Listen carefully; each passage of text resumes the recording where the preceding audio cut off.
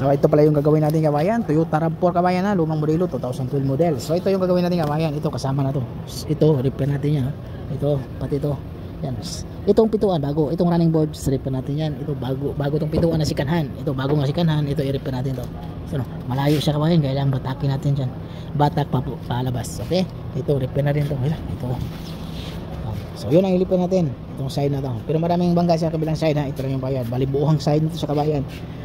Okay, maraming salamat kabayan. So video, ang oras natin dito mayroon tayong 48. So dalawang job ito siya, dalawang job card. So ang binabayaran nito lahat, malaki na to sa kabayan ha. Malaki na to sa kabayan. May 3,000 yung isa. 3,000 yung isa, 391 yung isa naman. Tingnan natin yung isa.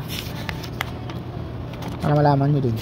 Okay, ano ito? 43 itong isa, ito isa. 3 so 7 mga 7.4. Tako na kayo na kabayan. Malaki na yung pera na yun.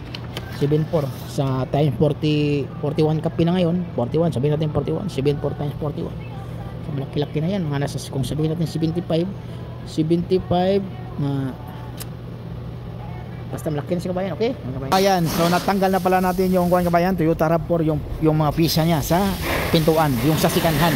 So katulad nyo kabayan, 2012 model ito sa kabayan ha, 2012 Toyota RAV4 ito, yan o, ito yung accessories niya lahat.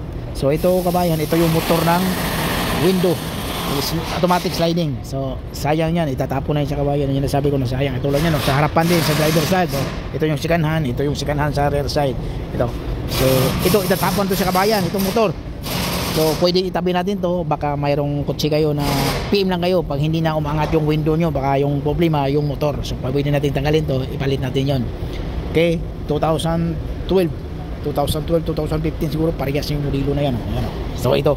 So kasi yung ibabalik naman natin yung original na to, kaya yung susian niya ibabalik yung original, pati ito lahat ng mga wiring niya ibabalik niya yan. Okay, so maraming salamat kabayan, huwag kalimutan mag-subscribe kabayan.